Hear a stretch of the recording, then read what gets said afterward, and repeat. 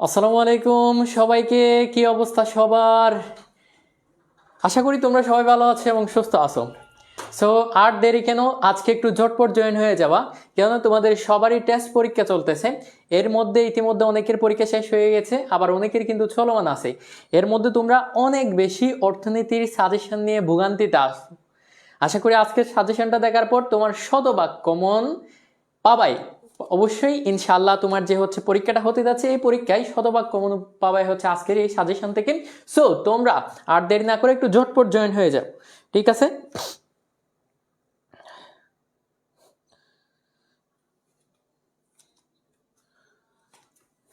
ওয়ালাইকুম আসসালাম, ওয়ালাইকুম আসসালাম, ওয়ালাইকুম আসসালাম।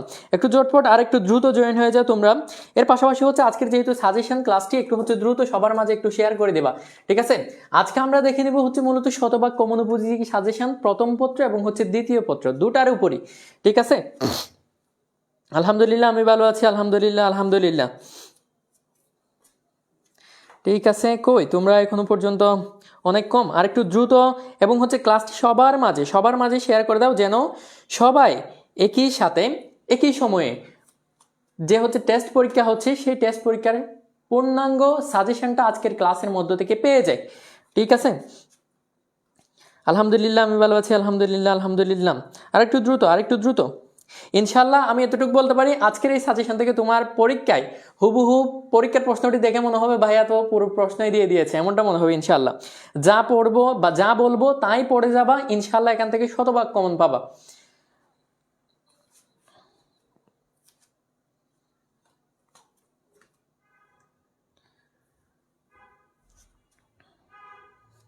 ঠিক আছে, তোমরা যারা যারা জয়েন হয়ে গিয়েছি ইতিমধ্যে তোমরা একটু জটপট জানিয়ে দিবা ক্লাসটি শুরু করবো কিনা, ঠিক আছে?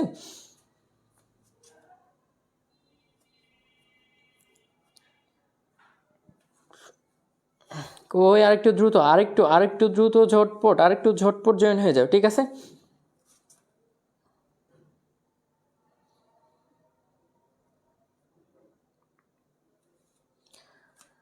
ওকে, তোমরা যারা জয়েন হয়ে গিয়েছো তোমরা একটু জানিয়ে দিবা এখন আমি কন্টিনিউ করবো কিনা। এখনো পর্যন্ত 100 এর কাছাকাছি চলে গেছো তোমরা, একটু দ্রুত আরেকটু জয়েন হয়ে যাও, ঠিক আছে?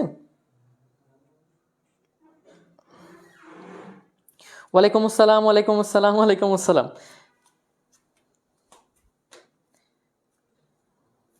ঠিক আছে, আজকে আমরা মূলত সাজেশনের মধ্যে দেখে নিব অনুধাবনমূলক প্রশ্ন এবং হচ্ছে প্রয়োগ ও উচ্চতর দক্ষতামূলক প্রশ্ন, ঠিক আছে? 10টা আছে। ওকে, ঠিক আছে, আমি তাহলে তোমাদের আর কথা বাড়াচ্ছি না। আরেকটু হচ্ছে তোমরা যারা এখনো পর্যন্ত ক্লাসটি শেয়ার করে না তারা একটু শেয়ার করে দিবা, যেন তোমার পাশাপাশি তোমার ফ্রেন্ডরাও জেনে নিতে পারে, ঠিক আছে? অনেকের মানবিকের সবচেয়ে বেশি যে সাবজেক্ট নিয়ে ভোগান্তিতে ভোগো তোমরা, সেটাই হচ্ছে ইকোনমিক্স। সো আমি আর কথা বাড়াচ্ছি না, এক্ষুনি শুরু করতেছি, ঠিক আছে? ওকে, দেখো তাহলে আমি হচ্ছে প্রথম পত্রের যে হচ্ছে প্রথম অধ্যায়টি আছে মৌলিক অর্থনৈতিক সমস্যা, এই অধ্যায় থেকে আমি হচ্ছে কয়েকটা যা দিয়েছি অনুধাবনমূলক প্রশ্ন, ইনশাল্লাহ এগুলো দেখবা হচ্ছে এগুলো বিগত সালে বারবার এসেছে, এমনকি তোমাদের এখানেও এবছর আসবে ইনশাল্লাহ। দেখো, এই যে উৎপাদন সম্ভাবনা রেখা থেকে তোমাদের হচ্ছে প্রথমে দেখতে হবে উৎপাদন সম্ভাবনা রেখা বলতে কি বোঝায়, ঠিক আছে? এটি হচ্ছে ব্যাখ্যা সহকারে তোমার জানা লাগবে, ঠিক আছে? এরপরে গিয়ে তুমি যে বিষয়টা দেখবে সেটা হচ্ছে সুযোগ ব্যয় বলতে কি বোঝায়। সুযোগ ব্যয় জিনিসটা কি, এটা হচ্ছে তোমার অনুধাবনমূলক প্রশ্ন অবশ্যই ইনশাল্লাহ আসবে। এরপরে তুমি জানবা হচ্ছে সম্পদের স্বল্পতা কেন হচ্ছে মৌলিক অর্থনৈতিক সমস্যা। এই যে মৌলিক অর্থনৈতিক সমস্যার মধ্যে যে হচ্ছে অর্থনৈতিক জমজ সমস্যা দেওয়া আছে, এগুলোর পাশাপাশি যে হচ্ছে সম্পদের স্বল্পতা, এটি কেনই বা অর্থনৈতিক মৌলিক সমস্যা হচ্ছে, এই বিষয়টা আমাদের অবশ্যই দেখা লাগবে। এরপর যে বিষয়টা দেখবে সেটা হচ্ছে সম্পদের দুষ্প্রাপ্যতা। ওই যে অর্থনীতির যে হচ্ছে জমজ সমস্যা, দুষ্প্রাপ্যতা ও নির্বাচন, এক্ষেত্রে তোমার যে দুষ্প্রাপ্যতা অর্থনৈতিক সমস্যার যে হচ্ছে মূল ভিত্তি, এটি কেন বলা হচ্ছে, এটি হচ্ছে তোমার নিজের ভাষায় ব্যাখ্যা করবা।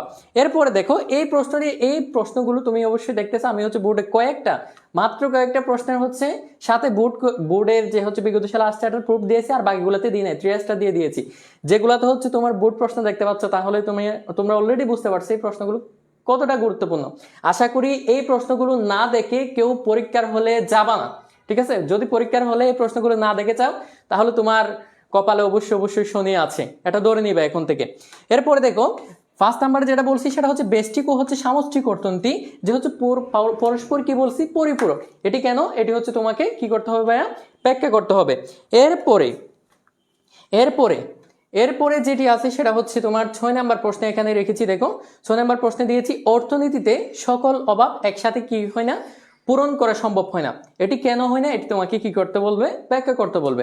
এরপরে তুমি 7 নাম্বার জন্য দেখবা কেন নির্বাচন সমস্যা উদ্ভব হয়। নির্বাচনের যে হচ্ছে সমস্যা, আমরা যে বলছি অর্থনীতির যে হচ্ছে মৌলিক অর্থনৈতিক সমস্যা পড়েছি এবং হচ্ছে অর্থনীতির যে হচ্ছে জমজ যে হচ্ছে সমস্যাদায় আছে দুষ্প্রাপ্যতা ও নির্বাচন, এই দুইটা থেকে কিন্তু বিগত সালে প্রত্যেক বছরে একটা একটা প্রশ্ন হয়েছে, অনুধাবনমূলক প্রশ্ন আসছে না হচ্ছে জ্ঞানমূলক প্রশ্ন আসছে। বিশেষ করে দুষ্প্রাপ্যতা কাকে বলে এই প্রশ্নটি দেখবা তোমাদের জ্ঞানমূলক প্রশ্ন সবচেয়ে বেশি আসে, ঠিক আছে, এই প্রশ্নগুলি দেখে যাবা। এরপরে 8 নাম্বার প্রশ্নে দিয়েছি মিশ্র অর্থ ব্যবস্থায় মূল্য কিভাবে কি হয় নির্ধারিত হয়। এই বিষয়টা যদি এই 8টি প্রশ্ন যদি তোমরা প্রথম পত্রের প্রথম অধ্যায়ের জন্য অনুধাবনমূলক প্রশ্নের জন্য দেখে যাও, ইনশাআল্লাহ এর মধ্যে থেকে তোমাদের কমন চলে আসবে। এরপরে যাই এখন হচ্ছে প্রয়োগ এবং হচ্ছে উচ্চতর দক্ষতামূলক প্রশ্নের জন্য। কি বলছি ভাইয়া, প্রয়োগ এবং উচ্চতর দক্ষতামূলক প্রশ্নের জন্য এটা কিন্তু খুবই ইম্পর্টেন্ট, ঠিক আছে।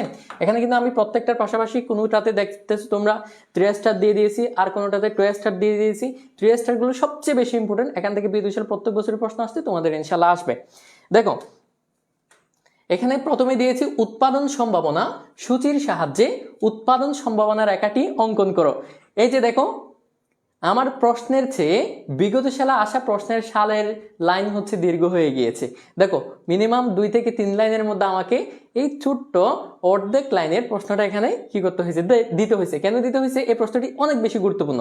দেখো উৎপাদন সম্ভাবনা সূচির সাহায্যে উৎপাদন সম্ভাবনা রেখাটি অঙ্কন করে, এটি বিগত সালে প্রত্যেক বছরই আসছে, ইনশাআল্লাহ এই বছরও তার ব্যতিক্রম হবে না।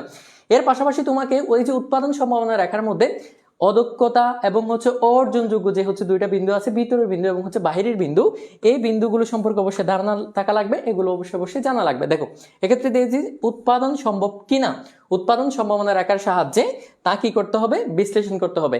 মনে করো এই প্রশ্নটি যদি উৎপাদন সাহায্য, এই যে উৎপাদন সূচির সাহায্যে উৎপাদন সম্ভাবনা রেখা অঙ্কন করে, এটা যদি গ নাম্বার প্রশ্ন আসে, আর এই যে অদক্ষ এবং হচ্ছে অর্জনযোগ্য অঞ্চলের এই প্রশ্নটা হচ্ছে তোমার কত নাম্বার প্রশ্ন আসবে, ঘ নাম্বার প্রশ্ন আসবে, ঠিক আছে। এক্ষেত্রে তোমাকে প্রত্যেকটা বিষয়ই পড়া লাগবে এই স্লাইডে।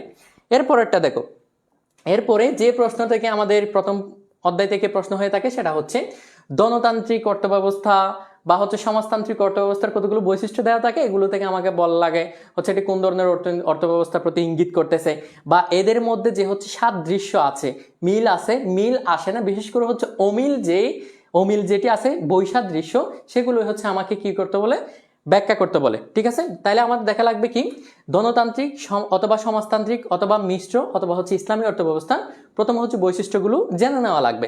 এরপরে ধনতান্ত্রিক বা হচ্ছে সমাজতান্ত্রিক অর্থব্যবস্থার মধ্যে পার্থক্যটা কি, আবার দিতে পারে সমাজতান্ত্রিক বা হচ্ছে মিশ্র অর্থব্যবস্থার মধ্যে পার্থক্যটা কি, আবার দিতে পারে সমাজতান্ত্রিক এবং হচ্ছে ইসলামী অর্থব্যবস্থার মধ্যে পার্থক্যটা।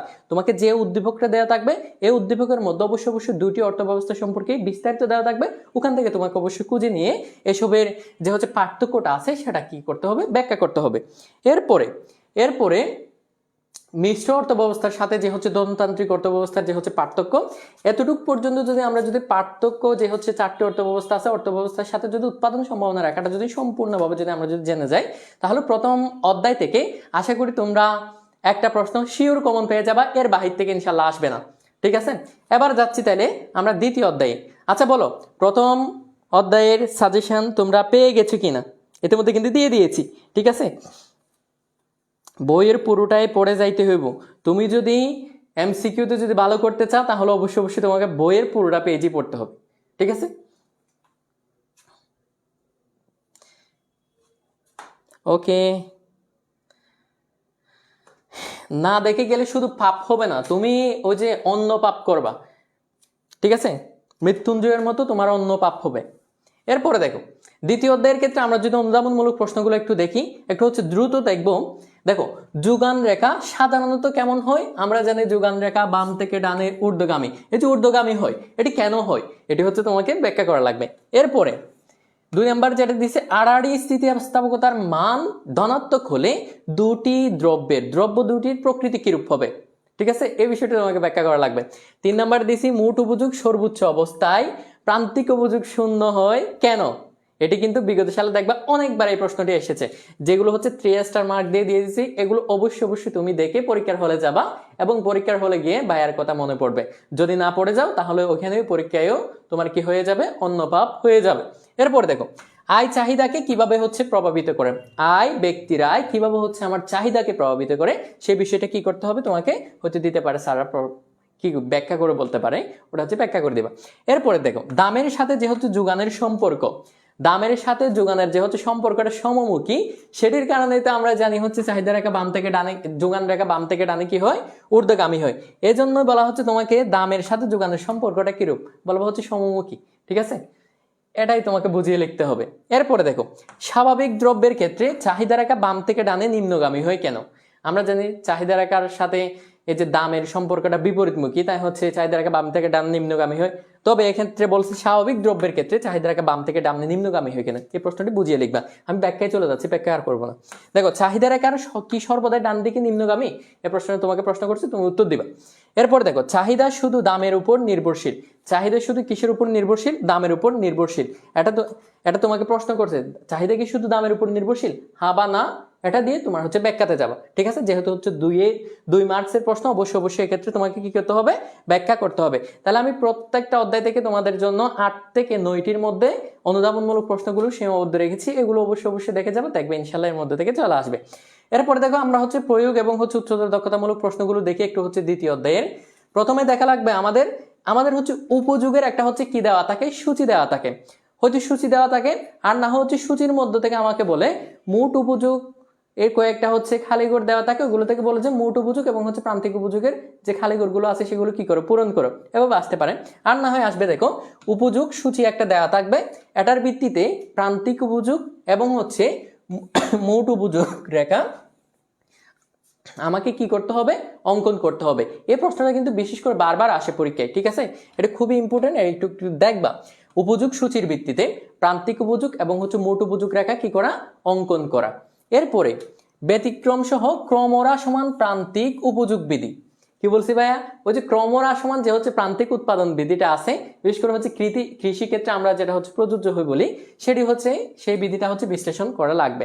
এটা হচ্ছে তুমি পড়ে যাবে ইনশাল্লাহ, দেখবা প্রথম পত্রের 2য় অধ্যায় থেকে যে প্রশ্নটি হবে সেটি হচ্ছে এই ক্রমরা সমান প্রান্তিক উপযোগ বিধির ভিত্তিতেও হতে পারে। এরপরে দেখো আমাদের সবচেয়ে 2য় অধ্যায়ের গুরুত্বপূর্ণ যে প্রশ্নটি হয় সেটা হচ্ছে এই যে চাহিদা এবং হচ্ছে যোগান থেকে সবচেয়ে বেশি হয়ে থাকে এই যে চাহিদা থেকে। চাহিদা থেকে কিরকম প্রশ্ন হয় দেখো, চাহিদার সমীকরণ অথবা হচ্ছে চাহিদা সূচি থেকে চাহিদার রেখা অঙ্কন করো। কি বলে ভাইয়া, চাহিদার সমীকরণ নতুবা চাহিদা সূচি থেকে চাহিদা রেখা কি করো, অঙ্কন করো। এটা কিন্তু খুবই মোস্ট ইম্পর্টেন্ট, এটা কিন্তু পরীক্ষায় আসে। এরপর আরেকটা আসতে পারে চাহিদার স্থিতি স্থাপকতা নির্ণয় পূর্বক। আমরা জানি চাহিদার স্থিতিস্থাপকতা, দামের স্থিতিস্থাপকতা, আড়াআড়ি স্থিতিস্থাপকতা, এই বিষয়গুলো আমাদের জানা লাগবে। এটি জেনে নির্ণয় পূর্বক দ্রব্যের যে হচ্ছে প্রকৃতি আছে সেই প্রকৃতির উপর তোমাকে কি করতে হবে, মন্তব্য করতে হবে। এরপরে 2য় অধ্যায় থেকে আরেকটা বিষয় যে বিষয়টি দেখা লাগবে সেটা হচ্ছে চাহিদা এবং হচ্ছে যোগান সূচি থেকে আমরা যে হচ্ছে ভারসাম্য দাম এবং হচ্ছে পরিমাণ নির্ণয় করি, দ্রব্যের দাম এবং হচ্ছে পরিমাণ কিভাবে নির্ণয় করি, এই যে কিউডি সমান সমান কিউএস এর মাধ্যমে আমরা হচ্ছে কি দ্রব্যের দাম এবং হচ্ছে পরিমাণ কি করে থাকি, নির্ণয় করে থাকি। এই যে দ্রব্যের পরিমাণ এবং হচ্ছে দ্রব্যের দাম এ নির্ণয় করো, অথবা পরীক্ষায় আসতে পারে ভারসাম্য দাম এবং হচ্ছে পরিমাণের উপর চাহিদা এবং হচ্ছে যোগানের কি করো, প্রভাব ব্যাখ্যা করো, প্রভাবটা ব্যাখ্যা করো। এই প্রশ্নগুলো আশা করি তোমার পরীক্ষায় যদি ভালো করে যদি পড়ে যাও ইনশাল্লাহ এখান থেকে তুমি হুবহু কমন পেয়ে যাবা। 2য় অধ্যায়ের জন্য খুবই ইম্পর্টেন্ট যে হচ্ছে প্রশ্নগুলো আছে এগুলো দিয়ে দিয়েছি, তোমরা একটু স্ক্রিনশট নিয়ে নিবা। ঠিক আছে, পরীক্ষার হলে গিয়ে অবশ্যই ভাইয়াকে মনে পড়বে তোমার। এরপরে দেখো তাহলে আমাদের 2য় অধ্যায়ের সাজেশন শেষ। 3য় অধ্যায়ে একটু যাই দেখি কি আছে। 3য় অধ্যায়ে অবশ্যই আমাদের হচ্ছে উৎপাদন নিয়ে আলোচনা। এই উৎপাদনের ক্ষেত্রে আমাদের যে বিষয়টি হচ্ছে উৎপাদনের যে হচ্ছে উপকরণগুলো আছে, ভূমি, শ্রম, মূলধন এবং হচ্ছে সংগঠন, সেগুলো নিয়ে তো আমাদের আলোচনা হবে। দেখো তাহলে প্রথমে আমাকে কি প্রশ্নটা দিতে পারে অনুধাবনমূলক প্রশ্নের জন্য, এই যে মূলধন উৎপাদনের যে হচ্ছে উৎপাদিত উপাদান, এটিকে আমাকে কি করতে বলতে পারে, ব্যাখ্যা করতে বলতে পারে। এরপরে স্বল্পকালে স্থির ব্যয়ের উপাদানগুলো কি কি হতে পারে, এই যে আমরা জানি ফাংশন অফ এল কে, ঠিক আছে, ফাংশন অফ এল কে স্বল্পকালের ক্ষেত্রে যে কোনো একটা হচ্ছে স্থির হতে পারে। এই যে এভাবে হচ্ছে তুমি স্থির ব্যয় স্বল্পকালে স্থির ব্যয়ের যে হচ্ছে উপাদানগুলো আছে এগুলো নিয়ে কি করবা, একটু হচ্ছে ব্যাখ্যা করবা।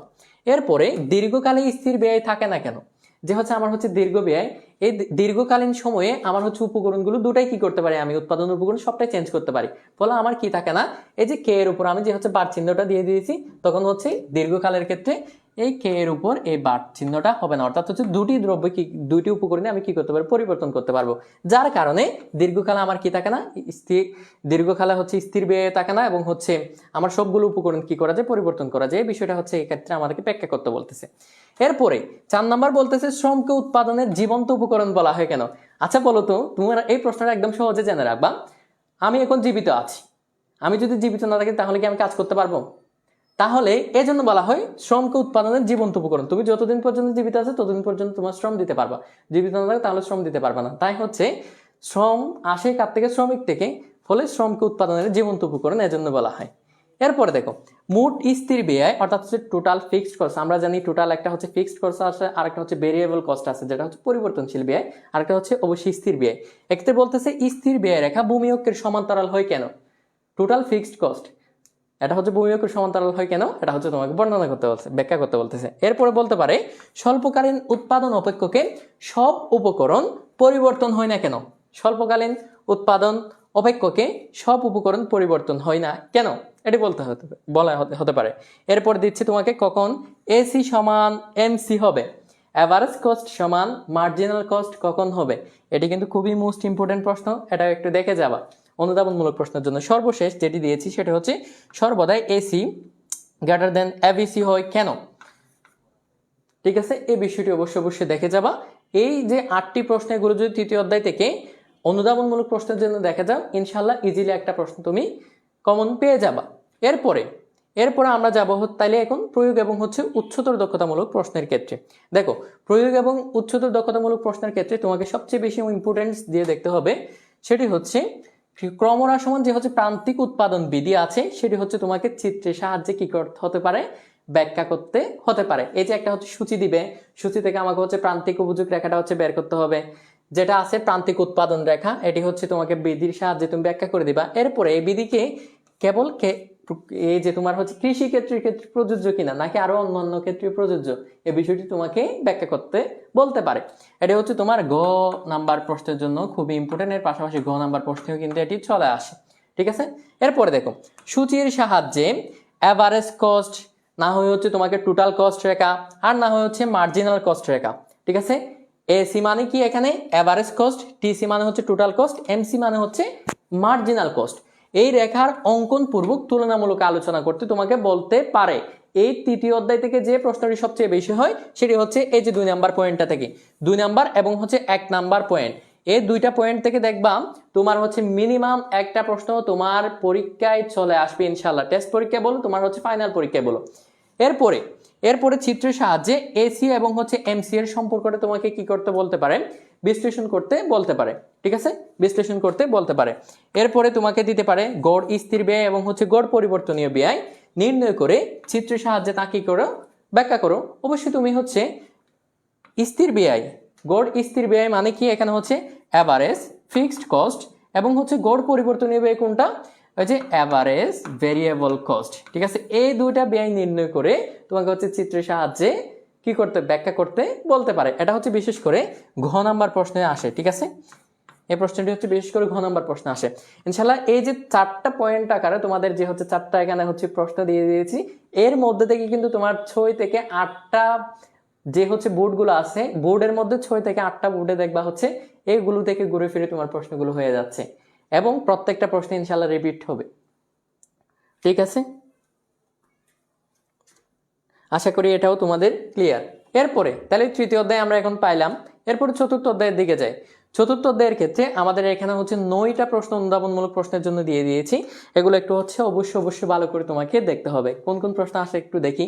প্রথমে পূর্ণ প্রতিযোগিতামূলক বাজারে কেন অ্যাভারেজ রেভিনিউ সমান মার্জিনাল রেভিনিউ হয়, এই বিষয়টা অবশ্যই আমার জানা লাগবে। ঠিক আছে, এটা না পড়ে তুমি পরীক্ষার হলে যাবা না, যদি পরীক্ষার হলে যাও তাহলে তোমার কপাল খারাপ হয়ে যাবে। এরপরে দেখো ফার্ম এবং হচ্ছে শিল্পের মধ্যে দুটি হচ্ছে পার্থক্য লিখো। ফার্ম এবং শিল্পের মধ্যে দুটা তোমাকে পার্থক্য লিখতে বলতে পারে। এটা কেন দুইটা বলছে এখানে? এক্ষেত্রে হচ্ছে তোমার অনুধাবনমূলক যেহেতু প্রশ্ন, সেক্ষেত্রে তোমার প্রশ্নের মার্কস হতে পারে 2। ঠিক আছে, এটি হচ্ছে সুন্দরভাবে পড়বা। এটি থেকে যদি সৃজনশীল প্রশ্ন যদি চলে আসে ফার্ম এবং শিল্পের পার্থক্য থেকে, অবশ্যই তুমি অ্যান্সার করতে পারবে।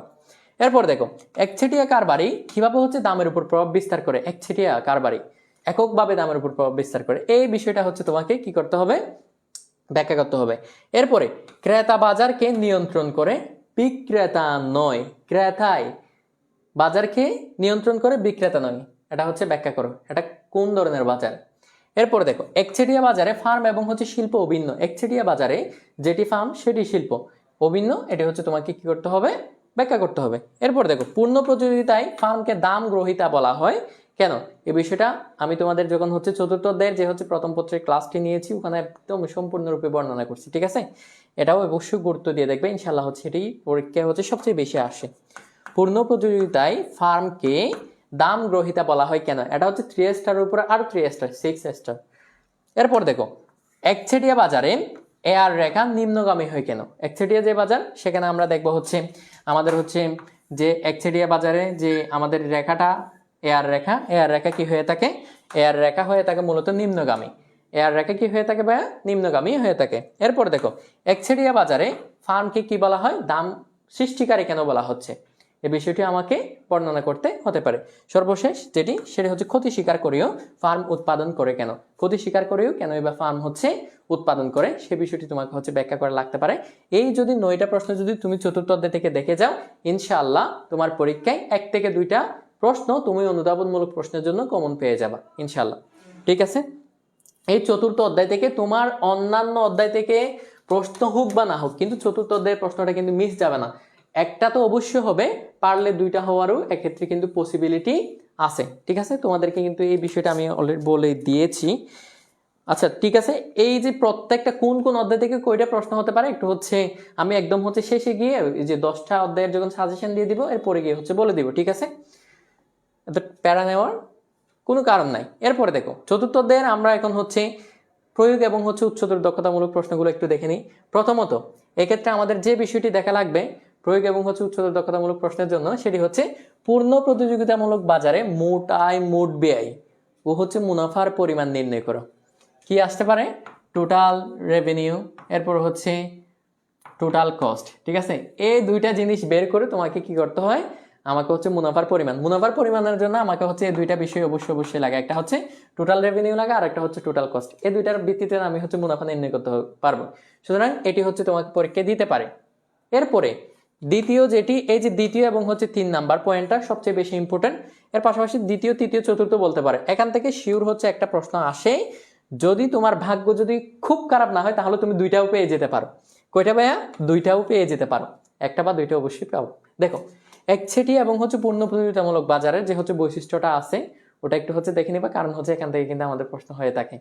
এরপরে পূর্ণ প্রতিযোগিতামূলক বাজারে স্বল্পকালে ফার্মের যে হচ্ছে স্বাভাবিক মুনাফা, তারপর হচ্ছে অস্বাভাবিক মুনাফা সহ ভারসাম্য, বা হচ্ছে ক্ষতি স্বীকার করেও যে হচ্ছে ভারসাম্যের যে হচ্ছে 3টা চিত্র আছে, কোন কালে?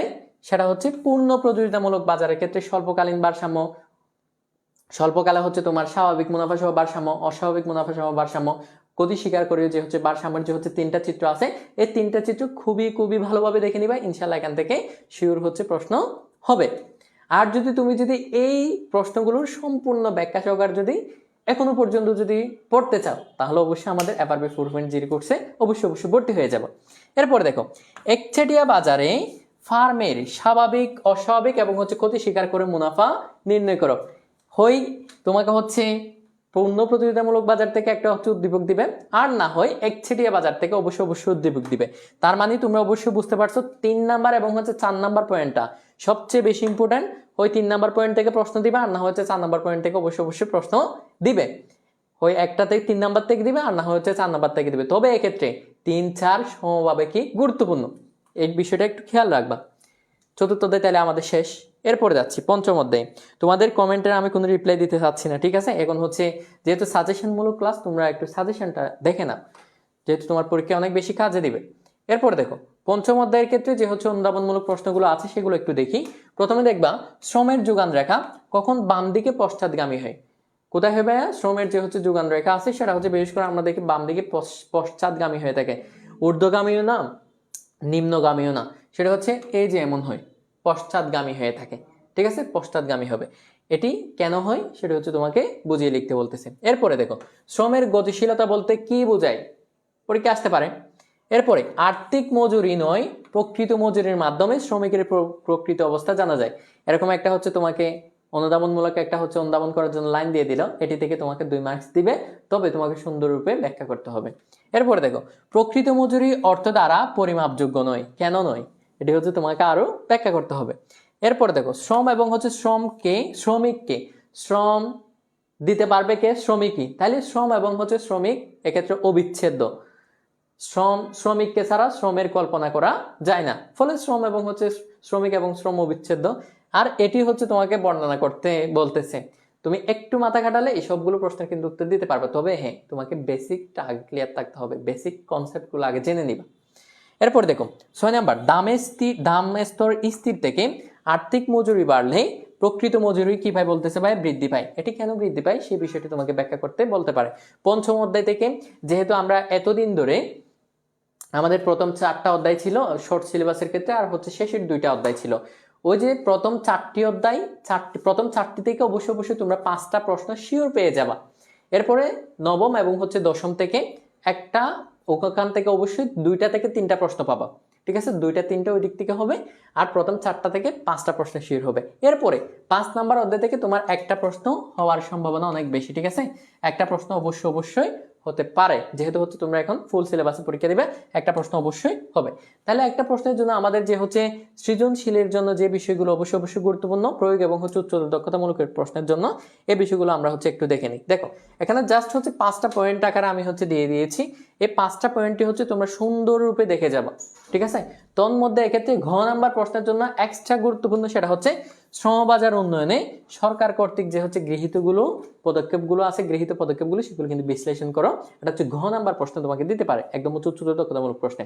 এর পূর্বের প্রশ্নের জন্য তাহলে আমাদের কি কি দেখতে হবে, দেখো আসতে পারে প্রকৃত মজুরি এবং হচ্ছে আর্থিক মজুরির মধ্যে তোমার যে হচ্ছে ধারণা, কোনটা আর্থিক মজুরি কোনটা হচ্ছে প্রকৃত মজুরি, সে বিষয়টা অবশ্যই জানা লাগবে। এরপর পাশাপাশি তোমাকে আর্থিক মজুরি কিভাবে নির্ণয় করবা, প্রকৃত মজুরি কিভাবে নির্ণয় করবা, সে বিষয়টি জানা লাগবে। এর পাশাপাশি তাদের এই যে দুইয়ের মধ্যে কোনটা এই যে একটা অপরটা থেকে পৃথক হইলো কেন, একটাকে প্রকৃত কেন বলতেছি আর একটাকে আর্থিক কেন বলতেছি, সে বিষয়টার পার্থক্য অবশ্যই জানা লাগবে। এরপর দেখো, শ্রমের যোগান রেখা পশ্চাৎগামী হয় কেন, একটু আগে কিন্তু অনুধাবনমূলক প্রশ্ন পড়ছি, এবং এটির আকৃতির উপর মন্তব্য করে তোমাকে হচ্ছে শ্রমের যোগান রেখাটা হচ্ছে পশ্চাৎগামী রেখাটা আঁকতে হবে, এবং এটার উপর কি করতে হবে, তোমাকে মন্তব্য করতে হবে। এরপর দেখো, শ্রমবাজারে ভারসাম্য মজুরি নির্ধারণ প্রক্রিয়া রেখাচিত্রের মাধ্যমে কি বলতেছে তোমাকে দেখাতে বলতেছে, এটিও হচ্ছে প্রশ্ন আসতে পারে।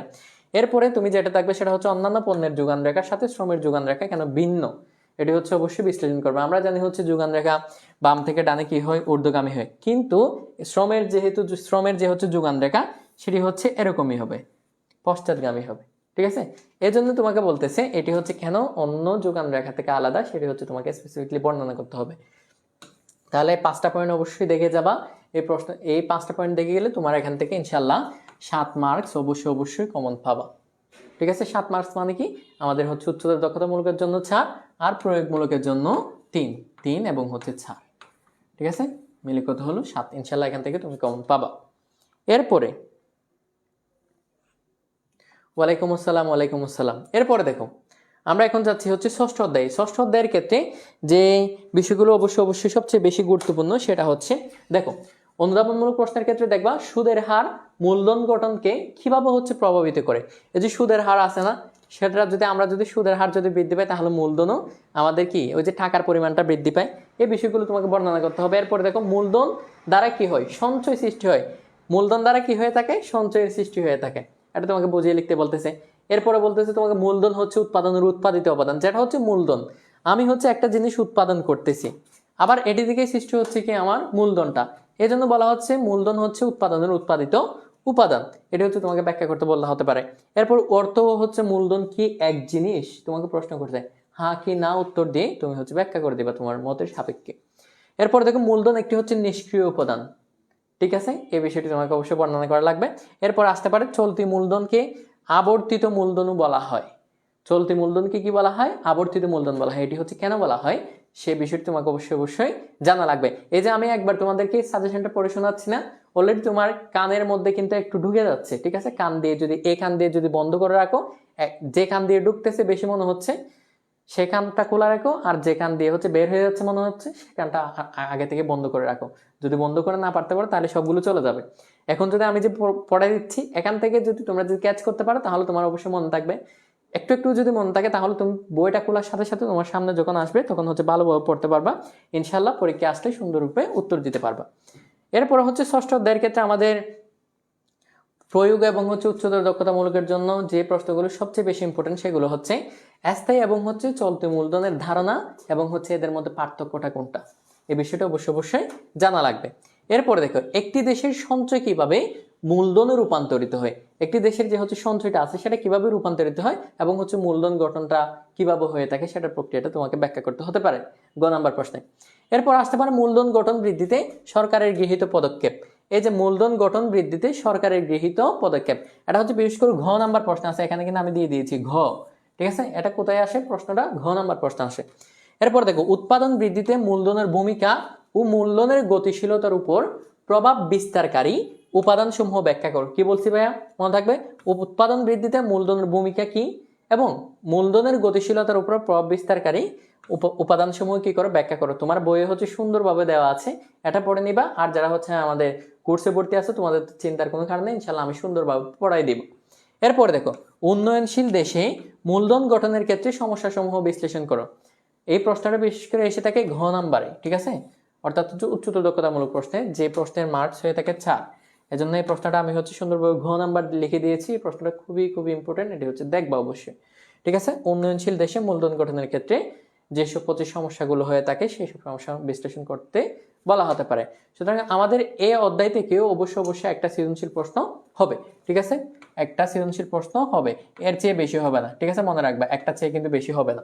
পারলে হচ্ছে তোমার হচ্ছে ক এবং হচ্ছে খ নাম্বার প্রশ্ন অন্য একটা অধ্যায় থেকে হবে, গ গ শুধুমাত্র একটি অধ্যায় ভিত্তিক হতে পারে।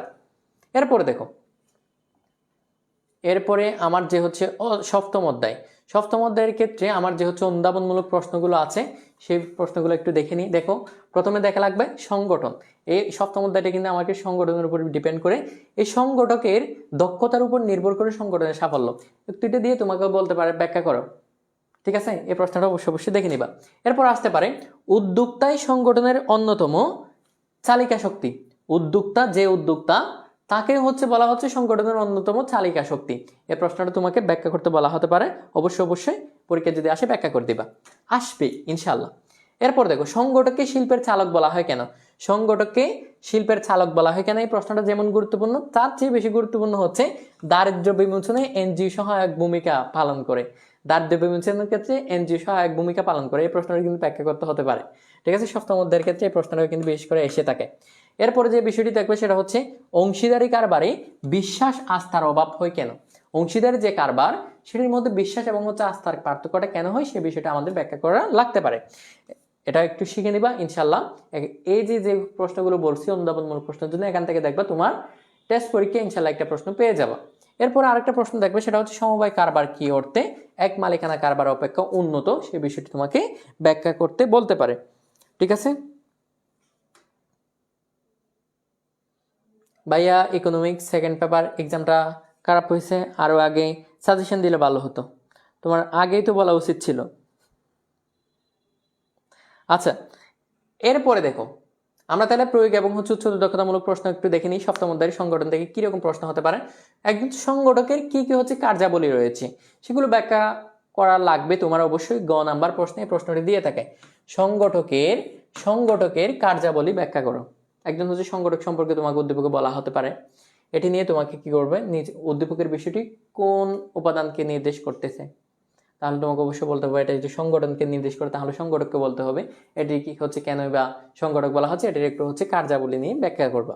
এরপরে এক মালিকানা কারবারের বৈশিষ্ট্য এবং হচ্ছে এক মালিকানা থেকে অংশীদারি কারবারে রূপান্তরিত হওয়ার যে হচ্ছে মাধ্যমটা আছে বা হচ্ছে পদ্ধতিটা আছে সেটা হচ্ছে তোমাকে ব্যাখ্যা করতে হবে। তোমার যে হচ্ছে এই যে উদ্দীপকটা দেওয়া থাকবে সেক্ষেত্রে তোমাকে একক মালিকানার যেমন হচ্ছে অংশ থাকবে ঠিক সেম ভাবে অংশীদারি কারবারের ক্ষেত্রে রূপান্তরিত হওয়ার ব্যাপারে উল্লেখ থাকবে। এই দুইয়ের মধ্যে তোমাকে সামঞ্জস্য করে উদ্দীপক দিবে, এক্ষেত্রে তোমাকে কি করতে হবে, বর্ণনা করতে হবে। এজন্য এই প্রশ্নটি খুবই ইম্পর্টেন্ট। 2 নম্বর প্রশ্নটা পয়েন্টটা একটু হচ্ছে গুরুত্ব দিয়ে দেখবা। এরপরে দেখো অংশীদারি কারবারে যৌথ মূলধনী কারবারের মধ্যে অংশীদারি কারবার এবং হচ্ছে যে যৌথ মূলধনী কারবার আছে সেই বিষয়টা একটু দেখে নিবা। ঠিক আছে, এই দুইয়ের মধ্যে যে হচ্ছে পার্থক্যটা আছে সে পার্থক্যটা দেখে নিয়ে ইনশাল্লাহ তুমি অবশ্যই উত্তর করতে পারবা। এরপরে দেখো যৌথ মূলধনী কারবারের সুবিধা এবং হচ্ছে অসুবিধা। যৌথ যে হচ্ছে মূলধনী কারবার আছে এটির সুবিধা কি এবং হচ্ছে অসুবিধাটা কি, এই দুইয়ের মধ্যে তোমরা যে হচ্ছে পার্থক্য আছে সুবিধা অসুবিধা এই বিষয়টি সুন্দর করে জেনে নিবা। দেখবা হচ্ছে এই যে সপ্তম অধ্যায় থেকে যে প্রশ্নটি হতে পারে সেটি কিন্তু এই যে যৌথ মূলধনী কারবার থেকে হয়ে যেতে পারে। ঠিক আছে, এই ক্ষেত্রে হচ্ছে দেশের অর্থনৈতিক উন্নয়নে যৌথ মূলধনী কারবারের যে হচ্ছে ভূমিকা সেটি আলোচনা করো। এই প্রশ্নটি দিতে পারে হচ্ছে ঘ নাম্বার প্রশ্নে। ঠিক আছে, সুবিধা অসুবিধার কথা বলতে পারে তোমাকে মনে করো গ নাম্বার প্রশ্নে। ঠিক আছে, এই বিষয়গুলো অবশ্যই সুন্দর করে গুরুত্ব দিয়ে দেখবে, ইনশাল্লাহ এখান থেকে প্রশ্ন আসবে। এরপরে দেখো, এরপরে তাহলে আমাদের সপ্তম অধ্যায়ের সাজেশন শেষ। এবার আসে হচ্ছে অষ্টম অধ্যায়ে। অষ্টম অধ্যায়ের সাজেশনটা খুবই ইম্পর্টেন্স দিয়ে দেখবা, কারণ হচ্ছে এই অষ্টম অধ্যায় থেকে ইনশাল্লাহ অবশ্যই একটা প্রশ্ন হবে। ঠিক আছে, সেক্ষেত্রে আমি যদি অনুধাবনমূলক প্রশ্নের কথা যদি বলি তাহলে দেখবা ভূমি উৎপাদনের একটি হচ্ছে অস্থিতিস্থাপক উপাদান ব্যাখ্যা করতে বলতে পারে। এর পাশাপাশি খাজনা কি, খাজনা কি দামের অন্তর্ভুক্ত। প্রথমে জানা লাগবে তোমার খাজনা বিষয়টা কি, এরপরে জানবা কি খাজনা কি দামের অন্তর্ভুক্ত, এই বিষয়টি তোমাকে ব্যাখ্যা করতে বলতে পারে। এর পাশাপাশি জনসংখ্যার বৃদ্ধি কিভাবে হচ্ছে অনুপার্জিত আয়ের সৃষ্টি করে, জনসংখ্যার বৃদ্ধি কিভাবে হচ্ছে অনুপার্জিত আয়ের সৃষ্টি করে এটা দেখবা। এর পাশাপাশি দীর্ঘকালীন নিম খাজনা কেন বা শূন্য হয় সে বিষয়টা জানা লাগবে। খাজনা এবং হচ্ছে নিম খাজনা কি একই, এই বিষয়টি তোমাকে ব্যাখ্যা করা লাগতে পারে, এটি দেখবা। এর পাশাপাশি খাজনা এবং হচ্ছে দামের সম্পর্ক, খাজনা এবং হচ্ছে দামের মধ্যে কি সম্পর্কটা আছে এটি তোমাকে ব্যাখ্যা করতে বলতে পারে। এর পাশাপাশি অনুপার্জিত আয় কিভাবে সৃষ্টি হয় এটি দেখবা। সর্বশেষ যে প্রশ্নটি দেখবা সেটা হচ্ছে ক্রমহ্রাসমান প্রান্তিক উৎপাদন বৃদ্ধির কারণে কেন হচ্ছে খাজনার উদ্ভব হয়। এই প্রশ্নটি কিন্তু খুবই ইম্পর্টেন্ট, ঠিক আছে, খুবই গুরুত্বপূর্ণ। ক্রমহ্রাসমান প্রান্তিক উৎপাদন বৃদ্ধির কারণে কেন হচ্ছে খাজনার উদ্ভবটা হয়ে থাকে সে বিষয়টি অবশ্যই দেখবা ইনশাল্লাহ। এই যে কোটি দিছি 8টা প্রশ্ন, এখান থেকে দেখবে তোমার একটা প্রশ্ন অনুধাবনমূলকের জন্য খুবই ইম্পর্টেন্ট, এখান থেকে দেখবে তোমার অনুধাবনমূলক প্রশ্ন চলে আসবে অষ্টম অধ্যায় থেকে। এরপরে দেখো, এরপর আমরা হচ্ছে তাহলে সৃজনশীল প্রশ্নের দিকে একটু আগাই। প্রয়োগ এবং হচ্ছে উচ্চতর দক্ষতামূলক প্রশ্নের জন্য কোন বিষয়গুলো দেখবা, মোট খাজনা এবং হচ্ছে অর্থনৈতিক খাজনা নির্ণয় পদ্ধতি ব্যাখ্যা করো। ঠিক আছে, এখানে হচ্ছে নির্ণয় পদ্ধতি লেখাটা দুইবার হয়ে গেছে। দেখো মোট খাজনা এবং হচ্ছে অর্থনৈতিক খাজনা, মোট খাজনা এবং হচ্ছে অর্থনৈতিক খাজনা এখানে হচ্ছে এবং হবে। ঠিক আছে, মোট খাজনা এবং হচ্ছে অর্থনৈতিক খাজনা কিভাবে হচ্ছে নির্ণয় করা যায় সেই পদ্ধতিটা অবশ্যই তোমার জানা লাগবে। এটা না জেনে তুমি পরীক্ষার হলে যাবা না ভাই। ঠিক আছে, অষ্টম অধ্যায় থেকে যদি অ্যান্সার করতে চাও তাহলে অবশ্যই মোট খাজনা এবং হচ্ছে অর্থনৈতিক খাজনা কিভাবে নির্ণয় করা যায় সেই পদ্ধতিটা জেনে যাবা।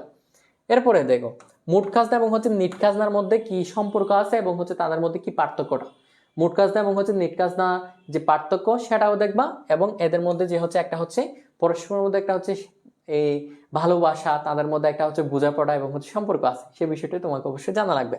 এরপরে দেখো 3 নম্বরে, সরি এটা হচ্ছে 2 3 এবার 11 হয়ে গেছে, 3 4 একটু হচ্ছে দেখে নিবে এখান থেকে 5 6 হবে। অনুপার্জিত আয় উদ্ভবের কারণ এবং হচ্ছে ধারণা, অনুপার্জিত যে আয় বলতেছি এটি কেন হচ্ছে, উদ্ভাবন হচ্ছে কেন বা উদ্ভব হচ্ছে এটি সেটা অবশ্যই বর্ণনা করতে বলতে পারে। খাজনা নির্ধারণের আধুনিক তত্ত্ব, এই আধুনিক তত্ত্বটা অবশ্যই তুমি জেনে পরীক্ষার হলে যাবা, পরীক্ষা আসতে পারে। এরপরে দেখো সবচেয়ে বেশি এই ক্ষেত্রে সবচেয়ে বেশি গুরুত্ব দিয়ে যে পয়েন্টটা দেখবে সেটা হচ্ছে রিকার্ডোর যে হচ্ছে খাজনা তত্ত্ব আছে, কারবায়া ডেভিড রিকার্ডোর যে হচ্ছে খাজনা তত্ত্বটা আছে এই বিষয়টি খুবই গুরুত্ব দিয়ে দেখবা। রিকার্ডোর খাজনা তত্ত্বে কিভাবে হচ্ছে খাজনা নির্ধারিত হয় সে হচ্ছে বিশ্লেষণ করো, এই প্রশ্নটি হচ্ছে তোমাকে পরীক্ষা দিতে পারে। এরপরে দেখো অর্থনৈতিক খাজনা পরিমাণ নির্ণয় করে চিত্রের সাহায্যে হচ্ছে তোমার বিশ্লেষণ করা লাগতে পারে, এই বিষয়টা হচ্ছে তুমি চিত্রসহ একটু হচ্ছে দেখে যাবা, ইনশাআল্লাহ তুমি পরীক্ষায় এই পয়েন্টগুলো যদি দেখে যাও এর ভিতর থেকে তোমার প্রশ্নটা হয়ে যাবে।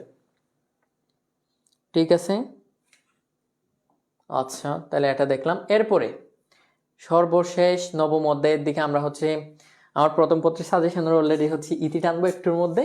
আমরা তাহলে নবম অধ্যায়ের একটু হচ্ছে দেখি। নবম অধ্যায় থেকে তোমরা অবশ্যই জানো প্রত্যেক বছরই কিন্তু আমাদের এই অধ্যায় থেকে প্রশ্ন হয়, সেটা হতে পারে একটা বা দুইটা। ঠিক আছে, একটাও হতে পারে। নবম অধ্যায় থেকে কিন্তু এটির পরিধিটা কিন্তু অনেক ব্যাপক। ঠিক আছে, এই জন্য আমাদের এই অধ্যায়টি হচ্ছে অনেক বেশি ভালো করে দেখতে হবে, কারণ হচ্ছে যেহেতু এটা হচ্ছে এবার ফুল সিলেবাসে পরীক্ষা হবে, শর্ট সিলেবাসের তো অবশ্যই অবশ্যই এটা হচ্ছে অন্তর্ভুক্ত আছে শর্ট সিলেবাসে, এটি নবম অধ্যায়টি অন্তর্ভুক্ত ছিল এবং ফুল সিলেবাসে তো আছেই। তাহলে আমরা যদি বিগত সালের প্রশ্নগুলো যদি অ্যানালাইসিস করি, এই নবম অধ্যায় থেকে দেখবে কোনো কোনো বোর্ডে 2টা প্রশ্ন আসছে, কোনো কোনো বোর্ডে একটা প্রশ্ন আসছে। এই অধ্যায়টাকে কিন্তু বাদ দিলে তোমার অর্থনীতিটা কিন্তু সম্পূর্ণ হয় না, ঠিক আছে? অর্থনীতিকে যদি সম্পূর্ণ করতে যাও প্রথম পত্রের ক্ষেত্রে তোমাকে নবম এবং হচ্ছে দশম অধ্যায়ের সহায়তা নিতে হবে। কারণ অর্থনীতির যে হচ্ছে প্রথম পত্রে যে প্রথম 8টি অধ্যায় আছে এগুলো কিন্তু ব্যষ্টিক অর্থনীতির অন্তর্ভুক্ত, আর নবম এবং হচ্ছে দশম অধ্যায়ের ক্ষেত্রে সামষ্টিক অর্থনীতির অন্তর্ভুক্ত। সুতরাং 2টা পার্ট তো মিলাই তোমাকে প্রশ্ন করতে হবে। এজন্য হচ্ছে নবম অধ্যায় থেকে 1টা বা 2টা প্রশ্ন প্রত্যেক বছরই দিয়ে থাকে। এখন তাহলে দেখে নিই এখান থেকে কি কি আসতে পারে। অনুধাবনমূলক প্রশ্নের জন্য জাতীয় আয় গণনায় চূড়ান্ত দ্রব্য অন্তর্ভুক্ত করা হয়, কেন করা হয় এটা তোমাকে ব্যাখ্যা করতে বলতে পারে। এরপর জিডিপি এবং হচ্ছে জিএনপির মধ্যে পার্থক্য, এটা বলতে পারে, একদম সহজে বলতে পারবা। গ্রোস ডোমেস্টিক প্রোডাক্ট এবং হচ্ছে গ্রোস ন্যাশনাল প্রোডাক্ট, এই 2টা বিষয় যদি তুমি ভালো করে বুঝো তাহলে পার্থক্যটা অবশ্যই বলতে পারবা। এরপর দেখো সঞ্চয় বাড়ালে বিনিয়োগ বাড়ে, ধারণাটি তোমাকে বুঝিয়ে বলতে হবে, তোমার পরীক্ষা দিতে পারে। এরপর দেখো ব্যয়যোগ্য আয় কিভাবে পাওয়া যায়, আমি যে ব্যয়যোগ্য আয় সেটা কিভাবে পাবো এ বিষয়টা আসতে পারে। এর পাশাপাশি সঞ্চয়ের সাথে বিনিয়োগ কিভাবে হচ্ছে সম্পর্কিত সেটা ব্যাখ্যা করে বলতে পারে। স্বল্পকালীন এবং হচ্ছে দীর্ঘকালীন মোট অপেক্ষকের মধ্যে পার্থক্যটা কি, এটি তোমার পক্ষে আসতে পারে। সর্বশেষ বিশেষ করে দেখবা ব্যক্তির বুক তার আয় থেকে নয় বরং ব্যয়যোগ্য আয়ের উপর নির্ভর করে, এটি কেন করে সে বিষয়টি তোমাকে ব্যাখ্যা করতে বলতে পারে। এই বিষয়গুলো সুন্দর করে দেখা যাবে ইনশাআল্লাহ নবম অধ্যায় থেকে। এখান থেকে যা বলছি সেখান থেকে পরীক্ষা চলে আসবে। সর্বশেষ নবম অধ্যায়ের হচ্ছে আমাদের উৎস প্রয়োগ এবং হচ্ছে উৎস দক্ষতামূলক প্রশ্নগুলো একটু দেখলাম। জাতীয় আয় পরিমাপের যে হচ্ছে আয় পদ্ধতিটা আছে সেটা ব্যাখ্যা করতে বলতে পারে। এর পাশাপাশি হচ্ছে দুখাত বিশিষ্ট অর্থনীতিতে আমরা জানি, ঠিক আছে, আমরা হচ্ছে জাতীয় আয় পরিমাপের যে আমরা যদি এগ্রিগেট ডিমান্ড সমান যদি বলি সি প্লাস আই প্লাস জি, ঠিক আছে, প্লাস এনএক্স, ঠিক আছে, এনএক্স। এক্ষেত্রে আমাকে যদি দুই খাত বিশিষ্ট যদি বলে, দুই খাত বিশিষ্ট অর্থনীতি যদি বলে ভারসাম্য জাতীয় নির্ণয় করতে বলে, তাহলে আমার শুধুমাত্র সি প্লাস আই আসবে। 3 খাত বিশিষ্ট বললে সি প্লাস আই প্লাস জি পর্যন্ত যাবে, ঠিক আছে। এর মধ্যে এই যে 3টা নিয়ে যে অর্থনীতিটা গঠিত হবে সেটা হচ্ছে আমার কি অর্থনীতি, বৌদ্ধ অর্থনীতি। এক্ষেত্রে আমার কি থাকবে না, বৌদ্ধ অর্থনীতির ক্ষেত্রে এক্সপোর্ট এবং হচ্ছে ইম্পোর্ট থাকবে না। আর এনএক্স মানে কি, এখানে এক্সপোর্ট এবং হচ্ছে ইম্পোর্টকে বোঝাচ্ছে। তাহলে আমরা যদি দেখি C plus I plus G plus X N, যদি এই 4টাই যদি একসাথে যদি দেওয়া থাকে তাহলে আমরা সেটাকে বলি মুক্ত অর্থনীতি। অর্থাৎ হচ্ছে সেখানে কি থাকবে, বাণিজ্যের যে হচ্ছে আমদানি রপ্তানি সেটা থাকবে। আর কিন্তু সি প্লাস আই প্লাস জি যদি আমরা যদি শুধুমাত্র 3 খাত যদি দেখি অর্থনীতির ক্ষেত্রে, সেটাকে আমরা বলে থাকি মূলত বৌদ্ধ অর্থনীতি, ঠিক আছে। এই বিষয়টা একটু দেখবা, এগুলো দেখে এখান থেকে কিন্তু পরীক্ষা আসে। বৌদ্ধ অর্থনীতি কোনটা, মুক্ত অর্থনীতি কোনটা, এমসিকিউ কিন্তু খুব বেশি ইম্পর্টেন্ট এটা আসে। দুখাত বিশিষ্ট অর্থনীতি ভারসাম্য জাতীয় কিভাবে নির্ণয় করা যায় সে পদ্ধতিটা অবশ্যই জেনে পরীক্ষার হলে যাবা। এরপরে 3 নাম্বার পয়েন্টটা কিন্তু খুবই ইম্পর্টেন্ট। এমনিতে স্টার দিয়েছি, আরো বেশি স্টার দিচ্ছি। কেন দিচ্ছি, তার একমাত্রই কারণ মোট দেশজ উৎপাদন এবং হচ্ছে মোট জাতীয় উৎপাদন থেকে তোমাকে প্রত্যেক বছরই প্রশ্ন দিয়ে থাকে, এগুলো নির্ণয় করো নির্ণয় করো নির্ণয় করো নির্ণয় করো, এই কথাটি বলে। এরপর দেখো জিডিপি এবং হচ্ছে জিএনপির মধ্যে পার্থক্যটা কি, এদের দুইয়ের মধ্যে পার্থক্যটা অবশ্যই জেনে পরীক্ষার হলে যাবা। এরপর দেখো সঞ্চয় সমীকরণ থেকে এই যে প্রথম যে হচ্ছে 4টা পার্ট আছে না, 4টা পয়েন্ট দিছি না প্রথম, এই 1 থেকে 4 নাম্বার পয়েন্ট থেকে প্রত্যেক বছরে একটা প্রশ্ন হয়ে থাকে। 1 থেকে 4 নাম্বার পয়েন্ট থেকে তোমরা অবশ্যই একটা প্রশ্ন পাবা। এরপরে 5 থেকে 9 নাম্বার পয়েন্ট, এক্ষেত্রে আছে আর 5টা পয়েন্ট, এখান থেকেও একটা প্রশ্ন হয়ে থাকে, ঠিক আছে, একটা প্রশ্ন। তার মানে আমরা নবম অধ্যায় থেকে 2টা প্রশ্ন হওয়ার পসিবিলিটি অনেক বেশি থাকে। তাহলে আর অন্যান্য প্রশ্নগুলো কোথা থেকে হবে, দেখো সঞ্চয় সমীকরণ থেকে সঞ্চয় রেখা অঙ্কন করতে আমাকে বলতে পারে, সঞ্চয় সমীকরণ থেকে। এরপরে আবার আমাকে দিতে পারে বুক সমীকরণ, বুক সমীকরণ থেকে কিন্তু সঞ্চয় রেখা অঙ্কন করা যায়। সে বিষয়টি তোমাদেরকে আমি যারা হচ্ছে পেড বেসের স্টুডেন্ট ছিল তোমাদেরকে শিখিয়েছিলাম, এই বিষয়গুলো কিন্তু পরীক্ষা আসবে। দেখো বুক সমীকরণ থেকে আবার হচ্ছে বুক রেখা অঙ্কন করে, এটা তো আসেই। আবার বুক সমীকরণ দেওয়া থাকে, আবার ওটা থেকে আমাকে বলে সঞ্চয় সমীকরণ অঙ্কন করতে বা বের করতে, এটা কিন্তু বের করা যায়, শিখিয়েছিলাম, ওটা একটু দেখে নেবা। এরপর দেখো ভারসাম্য জাতীয় আয় নির্ণয় করো, তোমাকে বলতে পারে ভারসাম্য জাতীয় আয় নির্ণয় করার জন্য। এরপরে সরকারি ব্যয় বৃদ্ধি পেয়ে ভারসাম্য জাতীয় আয়ু, সরকারি ব্যয় যদি বৃদ্ধি পেলে তাহলে ভারসাম্য জাতীয় আয়ু বাড়ে। এটি কেন বাড়ে, এটি হচ্ছে তোমাকে বিশ্লেষণ করতে হতে পারে, ঘ নাম্বার প্রশ্ন আসতে পারে। এরপরে বিনিয়োগ এবং হচ্ছে জাতীয় আয়ের যে হচ্ছে সম্পর্ক আছে সেই সম্পর্ক নিয়ে আলোচনা করতে বলতে পারে। এই বিষয়গুলো যদি দেখে যাও ইনশাল্লাহ এখান থেকেও কমন পাবা, ঠিক আছে। এরপরে আমরা হচ্ছে সর্বশেষ অধ্যায়ে চলে আসছি, দশম অধ্যায়। দশম অধ্যায়ের ক্ষেত্রে আমি এখানে হচ্ছে কয়েকটা প্রশ্ন দিয়ে দিয়েছি, এগুলো একটু হচ্ছে দ্রুত স্ক্রিনশট নিয়ে নেবে, ঠিক আছে? দেখো, কেন্দ্রীয় ব্যাংকে সকল ব্যাংকের অভিভাবক কেনই বা বলা হয়? এই প্রশ্নটা অবশ্যই জেনে হচ্ছে পরীক্ষার হলে যাবা। এরপরে কেন্দ্রীয় ব্যাংকে সরকারের ব্যাংক কেন বলা হচ্ছে সেটিও জেনে যাবা। এরপর অর্থের পরিমাণের সাথে অর্থের মূল্যের সম্পর্কটা কিরূপ সেটা অবশ্যই তোমাকে ব্যাখ্যা করতে বলতে পারে। এর পাশাপাশি অর্থের পরিমাণের সাথে অর্থের মূল্যের সম্পর্কটা কিরূপ এটি অবশ্যই দেখে যাবা। এর পাশাপাশি কেন্দ্রীয় ব্যাংকের নিকাশ গড় কেন বলা হয়, কেন্দ্রীয় ব্যাংকে কেন বা নিকাশ গড় বলা হয়।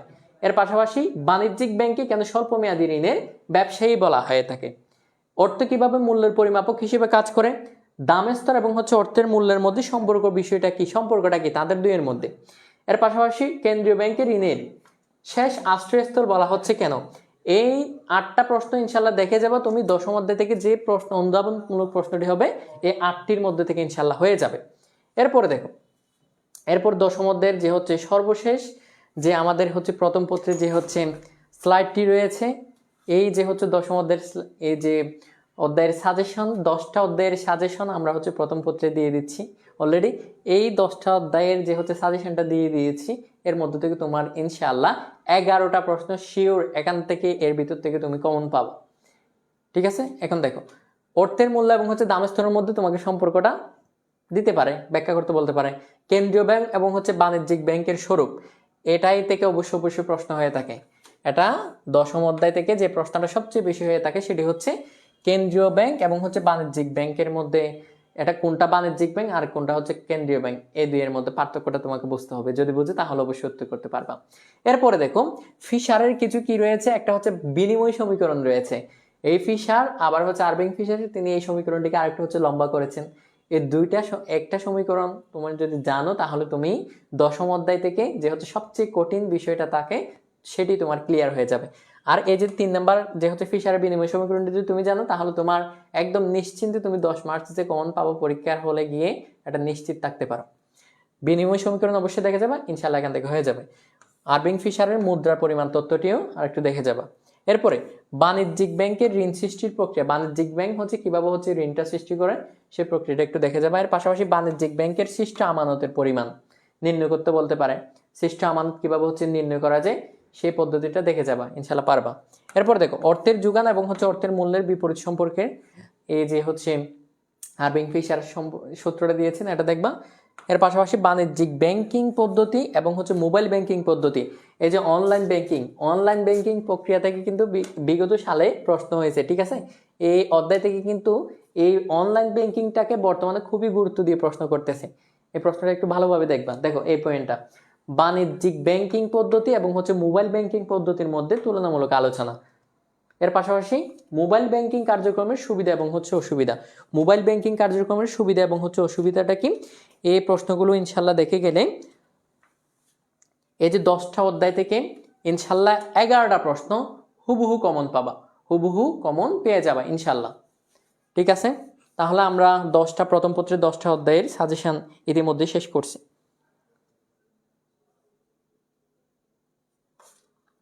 ঠিক আছে? সবাই বুঝছো? সবার স্ক্রিনশট যারা হচ্ছে নাও নাই বলতে পারো, যদি স্ক্রিনশট নেওয়া শেষে তাহলে এখানে শেষ করছি। অবশ্যই পিডিএফ যারা হচ্ছে ইতিমধ্যে ভর্তি হয়ে গেছে তোমাদের অবশ্যই দিয়ে দেওয়া হবে, ঠিক আছে? আমাদের যারা হচ্ছে FRB 4.0 কোর্সে ইতিমধ্যে ভর্তি হয়ে গিয়েছে তোমরা তো অবশ্যই পিডিএফ পেয়ে যাবা, কোনো চিন্তা নাই তোমাদের। ভাইয়ার দ্বিতীয় পত্র, আমি দ্বিতীয় পত্রের সাজেশনগুলো তোমাদের জাস্ট মুখে বলবো না, ঠিক আছে? তোমাদেরকে জাস্ট হচ্ছে দেখাই দিব, তোমরা হচ্ছে স্ক্রিনশটটা নিয়ে নিবা, ঠিক আছে? যা পরীক্ষা আসবে তার ছবি আমি কিন্তু এখানে স্লাইডে দিয়ে দিয়েছি তোমাদের জন্য, সেগুলো একটু দেখে নিলে হয়ে যাবে, ঠিক আছে? আচ্ছা, দশম অধ্যায়ের জন্য এই 2টা পয়েন্টও একটু হচ্ছে দেখবা, ঠিক আছে? একদম হচ্ছে শেষ পয়েন্ট। আমি হচ্ছে এখন হচ্ছে দ্বিতীয় পত্রে যে হচ্ছে স্লাইড, সেই স্লাইডে যাব, ঠিক আছে? আমার কিন্তু অলরেডি প্রথম পত্রে কাজ শেষ।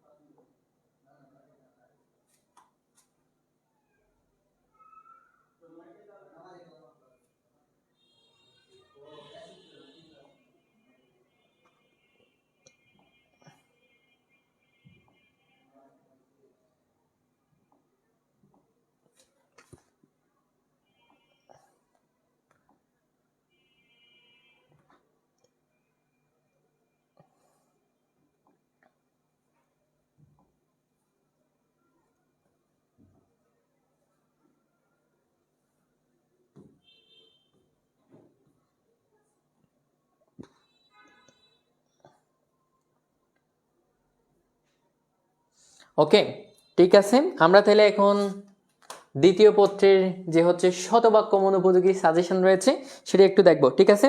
তোমরা এখন কিন্তু খুবই কম, অলরেডি কিন্তু 24-25 জনের মধ্যে তোমরা চলে আসছে, এত কম কেন? একটু দ্রুত ক্লাসটি হচ্ছে আবার শেয়ার করে দাও যারা হচ্ছে দ্বিতীয় পত্রে।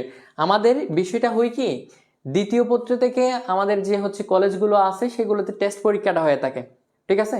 সেজন্য হচ্ছে দ্বিতীয় পত্রের সাজেশনটা তোমাদের জন্য খুবই ইম্পর্টেন্ট। সুতরাং আরেকটু হচ্ছে তোমরা ক্লাসটা শেয়ার করে দেবে, ঠিক আছে। একটু দ্রুত তোমরা হচ্ছে ক্লাসটি আবার শেয়ার করে দাও, আমরা হচ্ছে দ্বিতীয় পত্রের সাজেশনে চলে যাবো এখন।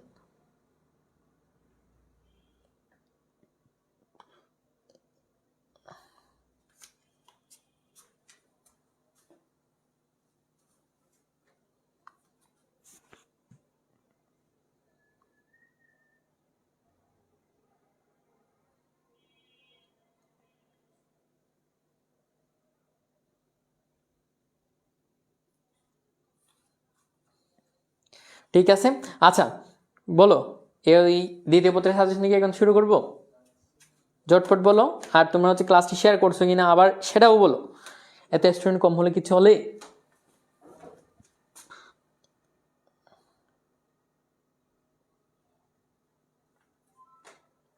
ঠিক আছে, তাহলে আমরা দ্বিতীয় পত্রের এই প্রথমে সাজেশনটা দেখে নিই। প্রথমে দেখবো অনুধাবনমূলক প্রশ্নের ক্ষেত্রে অনুন্নত এবং হচ্ছে উন্নয়নশীল দেশের যে হচ্ছে দুটি পার্থক্য রয়েছে, উন্নত এবং হচ্ছে উন্নয়নশীল দেশের মধ্যে দুটি পার্থক্য, এই দুটি পার্থক্য অবশ্যই অবশ্যই জেনে নিবা। এখানে অনেকগুলো পার্থক্য আছে, তোমাকে যেহেতু অনুধাবনমূলক প্রশ্ন সেটা হচ্ছে দুইটা প্রশ্ন তোমাকে বলতে পারে যে দুইটা পার্থক্য লিখো, বা দুইটা পার্থক্য হচ্ছে লিখো, বা হচ্ছে তোমাকে সরাসরি দিতে পারে উন্নত এবং হচ্ছে উন্নয়নশীল দেশের পার্থক্য লিখো, এবং এরকম দিতে পারে।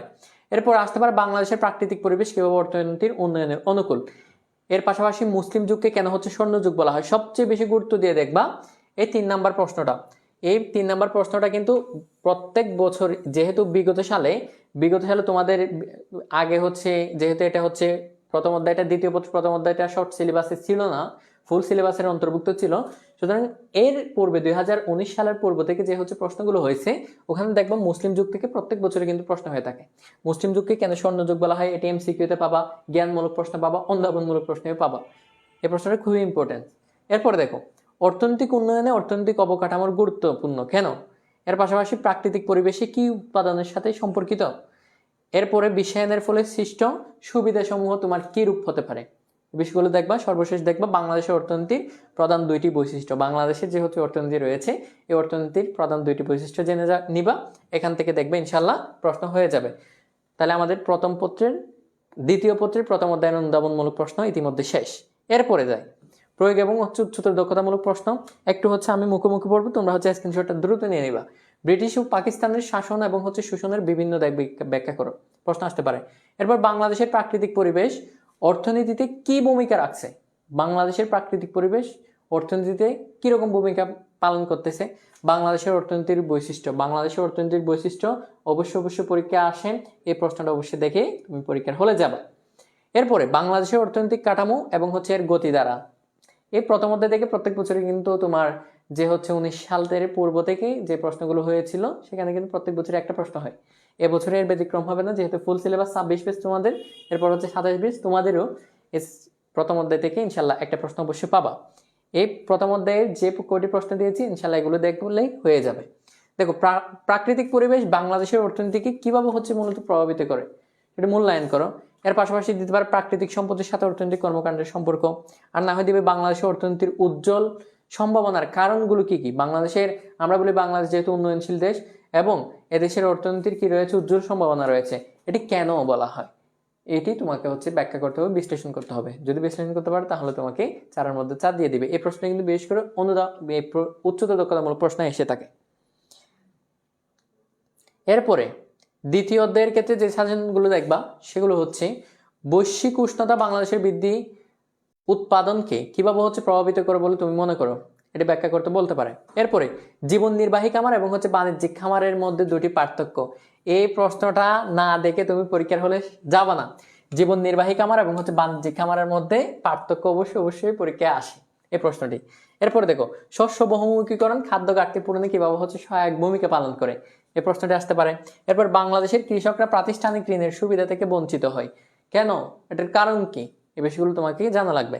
এরপর মাশরুম, এই যে আমরা কি বলি অনেক জায়গায় হচ্ছে আমরা আমাদের কক্সবাজার জেলা এটাকে বলে উল, ঠিক আছে।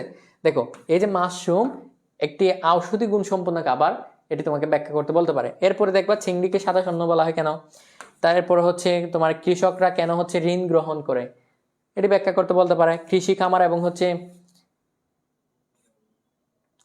এই ক্ষেত্রে হবে তোমার একটা হচ্ছে কৃষি খামার আর একটা হচ্ছে কৃষিজুত, ঠিক আছে। কৃষিজুত এবং হচ্ছে কৃষি খামারের পার্থক্য, এক্ষেত্রে কি হবে, একটা হচ্ছে কৃষিজুত, এটা হচ্ছে কৃষি, প্রথমটা হবে কৃষিজুত, ঠিক আছে। কৃষিজুত এবং হচ্ছে কৃষি খামারের পার্থক্য লিখো, এটি কিন্তু পরীক্ষা আসে, ঠিক আছে। কৃষি খামার এবং হচ্ছে কৃষি জুতের পার্থক্যটা পরীক্ষা আসে, এটা অবশ্যই দেখে যাবে। সর্বশেষ কৃষি পরিবেশ পরস্পর পরিপূরক, কৃষি পরিবেশ পরস্পর পরিপূরক, এই প্রশ্নটি দেখে গেলে ইনশাল্লাহ দেখবে তোমার দ্বিতীয় অধ্যায়ের অনুধাবনমূলক প্রশ্ন এই কটি প্রশ্ন থেকে ইনশাল্লাহ চলে আসবে। এর পাশাপাশি আরো কয়েকটি দেখবে, সেটা হচ্ছে শস্য বহুমুখীকরণের ফলে ঝুঁকি হচ্ছে হ্রাস সম্ভব, এই বিষয়টা দেখবা। মধ্যস্বত্বভোগীদের দৌরাত্মের কারণে কৃষকগণ ফসলের ন্যায্য মূল্য পায় না। এই যে 11টি প্রশ্ন দিয়েছি অনুধাবনমূলক প্রশ্নের জন্য, এগুলো যদি দেখে যাও ইনশাল্লাহ তুমি দ্বিতীয় পত্রে ভালো মার্কস তুলতে পারবা। এরপর দেখো প্রয়োগ এবং হচ্ছে উচ্চতর দক্ষতামূলক প্রশ্নের জন্য তুমি দ্বিতীয় অধ্যায় থেকে যে পয়েন্টগুলো দেখবে সেগুলো হচ্ছে জীবন নির্বাহী খামারের স্বরূপ এবং হচ্ছে এর অসুবিধা।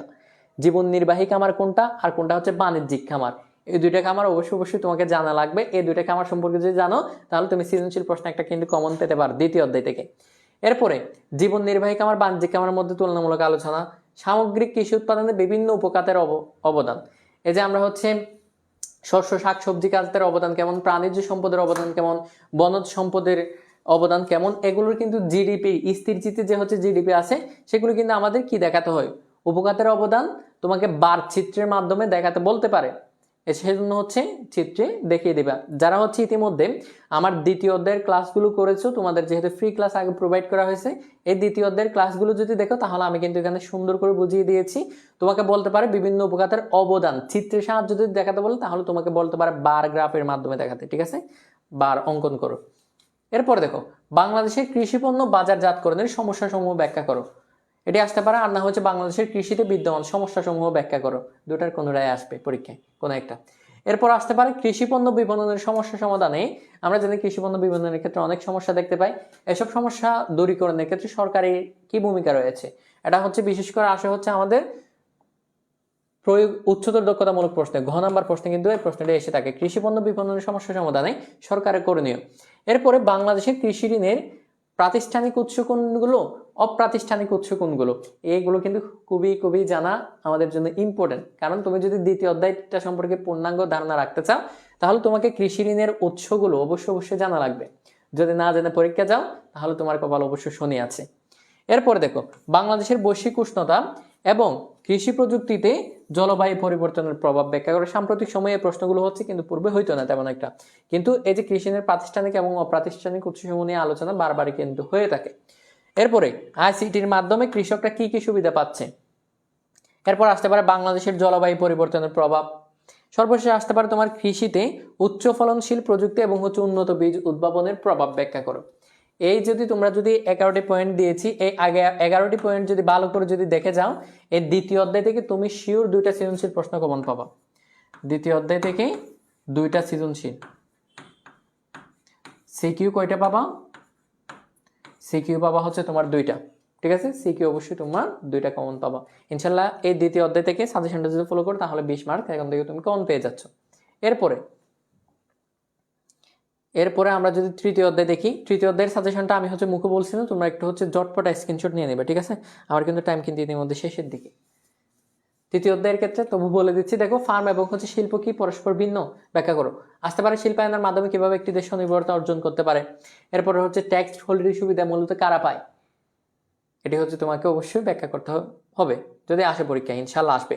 ক্ষুদ্র এবং হচ্ছে কুটির শিল্পের মধ্যে দুটি হচ্ছে পার্থক্য লিখো, এই যে তোমরা বলতে পারো যে অনুধাবনমূলক প্রশ্নের পাশে কিন্তু আমি স্টার দিয়ে দিই, প্রত্যেকটা কিন্তু 3 স্টার মার্ক, এই যে অনুধাবনমূলক প্রশ্ন লিখে এখানে হচ্ছে আমি হচ্ছে 3টা হচ্ছে স্টার দিয়েছি, তার মানে তোমাকে বুঝতে হবে এই অনুধাবনমূলক প্রশ্নের প্রত্যেকটা হচ্ছে 3 স্টার মার্ক, প্রত্যেকটাই দেখতে হবে আমাকে।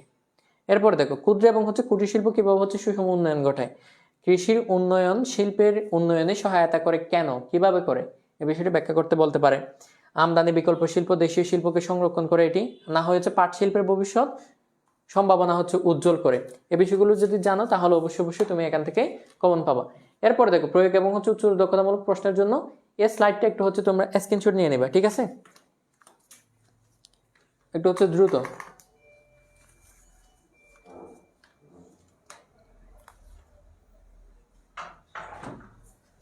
সাজেশন ক্লাসে আর কতক্ষণ পাবো? 1 ঘন্টা 10 মিনিট হয়ে গেছে। আচ্ছা ঠিক আছে, তাহলে তৃতীয় অধ্যায়ের স্ক্রিনশটের জটপট নিয়ে নিবা। এরপরে আমরা যাচ্ছি হচ্ছে চতুর্থ অধ্যায়ের সাজেশনে, ঠিক আছে? চতুর্থ অধ্যায়ের হচ্ছে আচ্ছা তৃতীয় অধ্যায়ের এই অংশটুকু একটু নিয়ে নাও।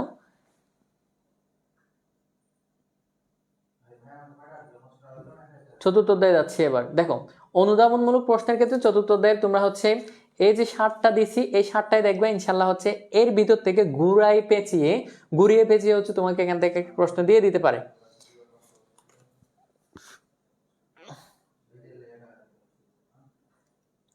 এরপরে দেখো এরপরে হচ্ছে আমার প্রয়োগ এবং হচ্ছে উচ্চতর দক্ষতামূলক প্রশ্নের জন্য প্রথমে দেখে যাবা হচ্ছে এখান থেকে জনসংখ্যা বৃদ্ধির যে হচ্ছে স্বাভাবিক হার, জনসংখ্যার স্বাভাবিক বৃদ্ধির হারটা হচ্ছে কিভাবে নির্ণয় করে সূত্রের মাধ্যমে সেটি অবশ্যই জানা নেওয়া লাগবে তোমার, তাহলে তুমি হচ্ছে অ্যান্সার করতে পারবে ভালো মতো। এরপর দেখো সূত্রের সাহায্যে জন্মহার নির্ণয় করা বা হচ্ছে জনসংখ্যার ঘনত্ব নির্ণয়, এগুলো কিন্তু বিগত সালের প্রশ্ন একদম হচ্ছে সহজ পদ্ধতি। এই প্রশ্নগুলি কিন্তু তেমন একটা আসে না, তবে কোনো কোনো বোর্ডে খুবই সূক্ষ্মভাবে এগুলো কিন্তু চলে আসে, ঠিক আছে? 1 নাম্বার এবং হচ্ছে 2 নাম্বার এবং হচ্ছে 3 নাম্বার পয়েন্ট, এগুলো কিন্তু এগুলো চেয়ে চতুর্থ অধ্যায়ে সবচেয়ে যে হচ্ছে মোস্ট ইম্পর্টেন্ট যে পয়েন্টগুলো আছে সেগুলো হচ্ছে ম্যালথাসের যে জনসংখ্যা তত্ত্ব আছে সেটা, আর একটা হচ্ছে কাম্য জনসংখ্যা তত্ত্ব, ডাল্টনের বলা হয়। এই যে কাম্য যে ম্যালথাসের যে হচ্ছে জনসংখ্যা তত্ত্ব আছে সেই জনসংখ্যা তত্ত্বটি তোমাকে অবশ্যই জেনে তুমি পরীক্ষায় যাবা। ওই যে ম্যালথাস বলেছিলেন জনসংখ্যা বাড়ে জ্যামিতিক হারে আর খাদ্য উৎপাদন বাড়ে গাণিতিক হারে। এই তত্ত্বটি তোমরা কিভাবে মনে রাখবে জানো? এই যে জনসংখ্যা, ম্যালথাস কি বলেছেন? জনসংখ্যা বাড়ে জ্যামিতিক হারে। জনসংখ্যা বলেছে না, তার মানে জনসংখ্যারও বর্গীয় জ আছে আর জ্যামিতিকেরও কি আছে? বর্গীয় জ আছে, তার মানে জনসংখ্যা বাড়ে জ্যামিতিক হারে। এটা কিন্তু অনেকে কিন্তু গুলাই ফেলে তোমরা। আর খাদ্য উৎপাদন বাড়ে কি হারে বলেছে? গাণিতিক হারে। খা এর পরে কি আছে? খ এর পরে গ বর্ণ, ঠিক আছে? এই বিন্যাসটা যদি ভালো করে ধরে ফেলতে পারো তাহলে পারবা। বর্গীয় জ দিয়ে জটটা মিল রাখবা আর হচ্ছে খাদ্যেরটা গ দিয়ে মিল রাখবা, ঠিক আছে? গাণিতিক হারে বৃদ্ধি পায়। তাহলে এই তথ্যটি অবশ্যই জেনে নিবা। এর পাশাপাশি ম্যালথাস বলেছেন এটির কি হয় আবার, এই যে জনসংখ্যা সমস্যা সমাধানে সরকার কি কি হচ্ছে পদক্ষেপ গ্রহণ করতে পারে। আর হচ্ছে ম্যালথাসও কিন্তু জনসংখ্যার যে হচ্ছে সমস্যা সমাধান এটির ক্ষেত্রে কিন্তু 2 ধরনের প্রক্রিয়ার কথা তিনি ব্যাখ্যা করেছেন। এই যে রোধের কথা, কিভাবে হচ্ছে রোধ করা যায়, এই বিষয়গুলো তুমি অবশ্যই জানবা, তাহলে হয়ে যাবে। এরপর দেখো বাংলাদেশের আর্থসামাজিক প্রেক্ষাপটে ম্যালথাসের তত্ত্বটি কতটুকু যুক্তি এই বিষয়টা একটু জেনে নেবে, তাহলে তোমার প্রশ্নের চতুর্থ অধ্যায়ের আংশিক পড়া হয়ে যাবে। তবে যেটি দিয়ে তোমাকে চতুর্থ অধ্যায়ের পড়াটা সম্পূর্ণ করতে হবে সেটি হচ্ছে কাম্য জনসংখ্যা তত্ত্ব। এই কাম্য জনসংখ্যা তত্ত্বের মূল বক্তব্যটা জেনে নেবা এবং কাম্য জনসংখ্যা কিভাবে হচ্ছে নির্ণয় করা যায়, কাম্য জনসংখ্যা নির্ণয়, ঠিক আছে? কাম্য জনসংখ্যা আমরা হচ্ছে কিভাবে নির্ণয় করি, কাম্য জনসংখ্যা সেই নির্ণয়টা একটু জেনে নিবা, ঠিক আছে? যদি তা জেনে যাও তাহলে অবশ্যই এই চতুর্থ অধ্যায়ের এর চেয়ে বেশি কিছু আর দেখা লাগবে না।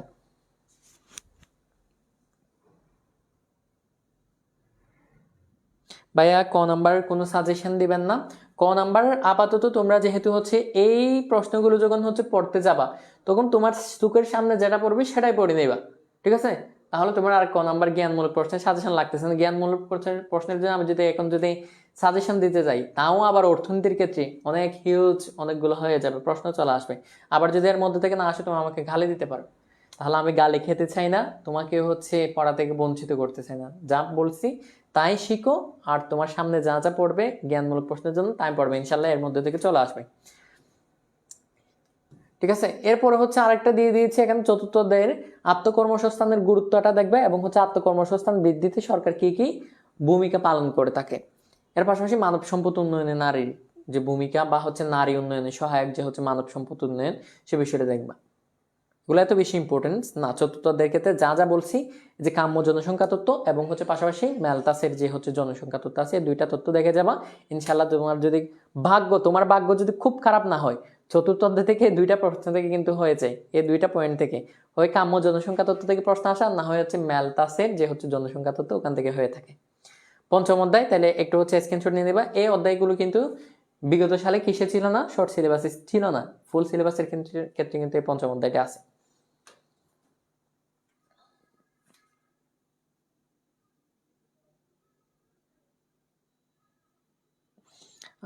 ওকে, তুমি যদি গালি না দাও তাহলে তো অবশ্যই ভালো, আর যদি গালি দিয়েও থাকো তাহলে কি আমি জানবো?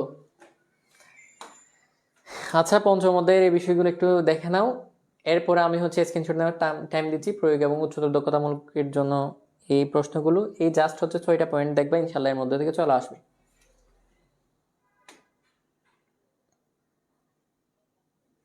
এরপর হচ্ছে ষষ্ঠ অধ্যায়।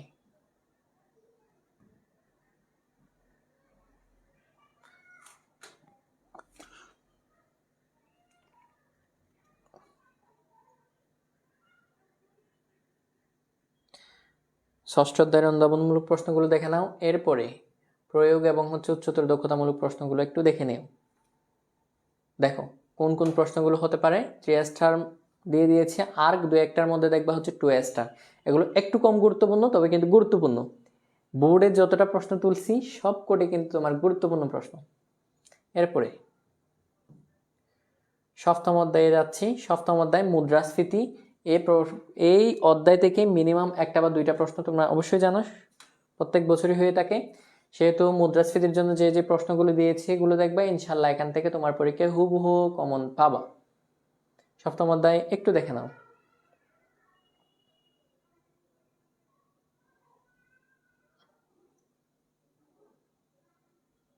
আচ্ছা, একজন প্রশ্ন করছো এসএস কেন নেব, পিডিএফ দিবেন না? এখন পিডিএফ তো যারা হচ্ছে পেইড বেসে ভর্তি হয়েছে তোমরা অবশ্যই অবশ্যই পাবা। আর যারা হচ্ছে আমার, যারা কি পেইড বেসে ভর্তি হতে পারে নাই বা হচ্ছে হয় নাই, যারা সামনে হবে এখন হতে পারতেছে না, বা হচ্ছে আজকে তার পিডিএফটা লাগবে, সে কিভাবে নেবে? তার জন্য হচ্ছে স্ক্রিনশট নেওয়ার সুযোগটা দিছি। সো ঝটপট যারা হচ্ছে আমাদের পেইড বেসে এখনো পর্যন্ত ভর্তি হও না, তোমরা একটু ঝটপট ভর্তি হয়ে যাবা। ভর্তি হওয়ার পরে তুমি বুঝতে পারবা কতটুকু তোমার উন্নতি হয়েছে, কতটুকু তুমি উপকৃত হয়েছে চলশিকির দ্বারা, চলশিকির টিচার প্যানেলের দ্বারা। ঠিক আছে, এই বিষয়টা তুমি যদি ভর্তি হও তাহলে ভর্তি হওয়ার পর ইনশাল্লাহ অবশ্যই তোমার বাস্তব প্রতিফলন তুমি পরীক্ষার হলে গিয়ে বুঝতে পারবা, এবং হচ্ছে পরীক্ষার রেজাল্টের মধ্য দিয়ে তুমি FRB 4.0 জিরো কোর্সের যে হচ্ছে তোমার প্রকৃত ফল সেটি হচ্ছে গড়ে তুলতে পারবা। তাহলে এটি আমরা দেখলাম। এরপরে হচ্ছে অষ্টম অধ্যায়ের বিষয়টা একটু দেখে নাও। অষ্টম অধ্যায়ে হচ্ছে মাত্র 9টা হচ্ছে অনুধাবনমূলক প্রশ্ন দিয়েছি, এগুলো দেখবা।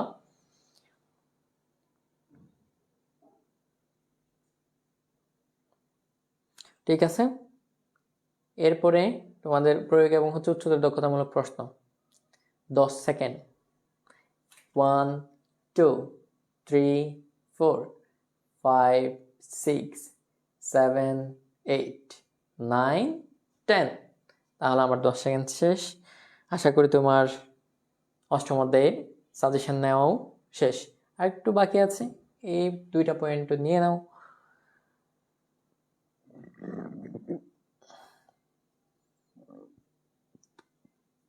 এরপরে আমরা হচ্ছে নবম অধ্যায়ে যাচ্ছি।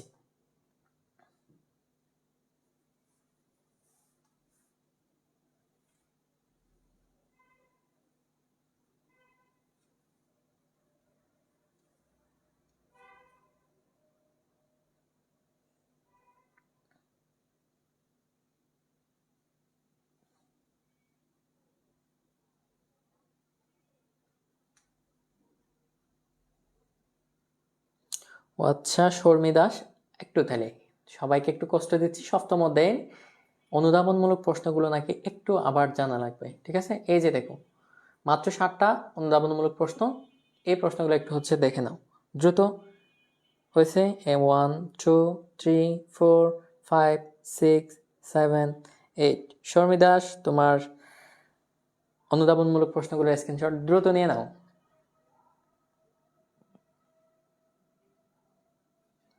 ঠিক আছে, আশা করি তুমি স্ক্রিনশট নিতে পারছো।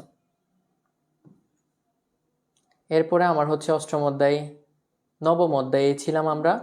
নবম অধ্যায়ের অনুধাবনমূলক প্রশ্নের স্ক্রিনশটটা আবার একটু নিবা, আর 5 সেকেন্ড টাইম তোমাদের জন্য। 1 2 3 4 5। এই যে সাজেশনগুলো আমি যেভাবে হচ্ছে দিয়ে দিয়েছি এভাবে দেখে নেবে, ইনশাল্লাহ এখান থেকে তুমি সর্বোচ্চ মার্কস কমন পাবা। এরপরে ইনশাল্লাহ শতভাগ কমন পাবা বলতে পারি এটা। এরপরে নবম অধ্যায়ের প্রয়োগ এবং হচ্ছে উচ্চতর দক্ষতামূলক প্রশ্ন।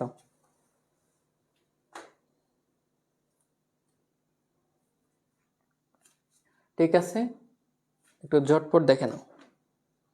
আমরা কিন্তু অলরেডি সর্বশেষের দিকে চলে আসছি, সব শেষ আমাদের সাজেশন দেওয়ার, আর মাত্র একটা অধ্যায় বাকি। প্রয়োগ এবং উচ্চতর দক্ষতামূলক প্রশ্নের ক্ষেত্রে আমি যে হচ্ছে এখানে 3 মার্কস দেওয়া প্রশ্নগুলো দিয়ে দিয়েছি, ইনশাল্লাহ এখান থেকেই তুমি দেখবা সর্বোচ্চটাই তোমার কমন পেয়ে যাবা। নিয়েছি, ভেরি গুড। এরপরে দশম অধ্যায়ের ক্ষেত্রে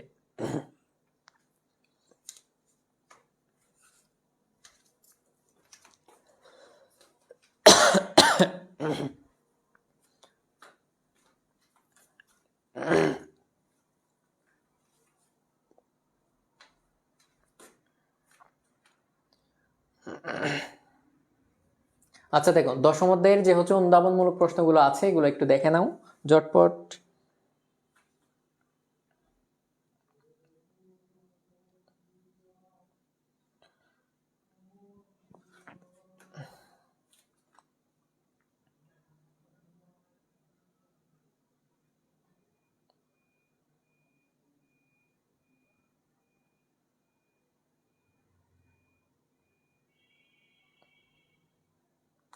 আচ্ছা, আশা করি তোমাদের নেওয়া শেষ।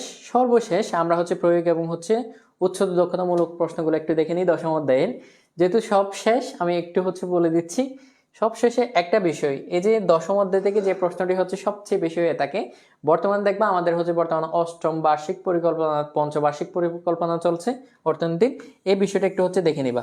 এই অষ্টম পঞ্চবার্ষিক পরিকল্পনা, এটি যদি তুমি যদি আদ্যপান্ত শুরু থেকে শেষ পর্যন্ত কোথায় কি হচ্ছে এবং কত সাল থেকে শুরু হয়েছে এই বিষয়গুলো যদি জানো না, তাহলে দশম অধ্যায় থেকে একটা প্রশ্ন তুমি কমন পেয়ে যেতে পারো। ঠিক আছে, কোনটা দেখবা? অষ্টম পঞ্চবার্ষিক পরিকল্পনা।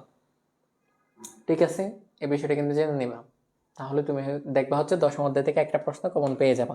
অষ্টম পঞ্চবার্ষিক পরিকল্পনা না দেখে তুমি কিন্তু পরীক্ষার হলে যাবে না। ঠিক আছে,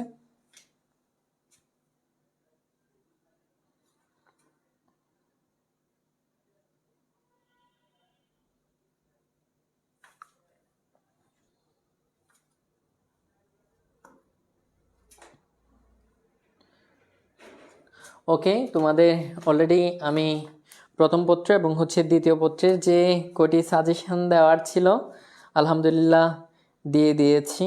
ভাইয়া সেকেন্ড পার্টের কোয়েশ্চেন প্যাটার্নটা যদি একটু বলতেন তাহলে ভালো হইতো। ঠিক আছে ভাইয়া, আমার অলরেডি টাইম শেষ হয়ে গিয়েছে, আমি আর কথা বাড়াচ্ছি না। দেখো, 10টা যে হচ্ছে অধ্যায়গুলো আছে, 10টা অধ্যায় থেকে প্রত্যেকটা অধ্যায় থেকে কি হবে ভাইয়া? প্রশ্ন হবে। তবে দ্বিতীয় অধ্যায়টা খুব গুরুত্ব দিয়ে দেখবা। এরপরে যে অধ্যায়গুলো বিশেষ করে হচ্ছে শর্ট সিলেবাসে ছিল ওই অধ্যায়গুলো সবচেয়ে, তুমি যদি কোনো অধ্যায় নাও দেখো তাহলে শর্ট সিলেবাসে যে অধ্যায়গুলো আছে এগুলো সবচেয়ে বেশি গুরুত্ব দিয়ে দেখবা। ইনশাল্লাহ দেখবে ওখান থেকে 7টা প্রশ্ন এমনিতে হবে। শর্ট সিলেবাসের প্রশ্নগুলো, এই চ্যাপ্টারগুলো থেকে 7টা প্রশ্ন এমনিতে হয়ে যাবে ইনশাল্লাহ। ঠিক আছে,